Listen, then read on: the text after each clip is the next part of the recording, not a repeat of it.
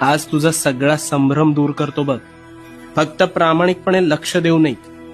मला सांग, आंब्याच्या झाडाचे बीज रोवून सफरचंदाचे झाड उगवलेलं तू ऐकलंयस का कधी? नाही ना. मग स्वतःच्या डोक्यात नकारात्मक विचारांचे बीज रोवून सकारात्मक गोष्टी घडतील हा विचार योग्य असू शकेल का रे?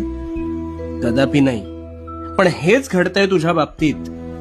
तू एखाद्या गोष्टीचा आरंभ संकल्प करून मोठ्या दिमाखात करतोस, पण काहीच दिवसात अपेक्षित यश मिळत नाही, म्हणून नकारात्मक विचारांचं तोरण आधीच मनात बांधायला सुरू करतोस.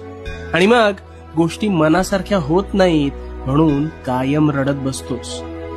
नकारात्मक विचारांचं ग्रहण लागलंय रे तुला. तुझ्या विचारांच्या संभ्रमात तुझ्यावर नकारात्मक विचार हळूहळू तुझ्या नकळत आरूढ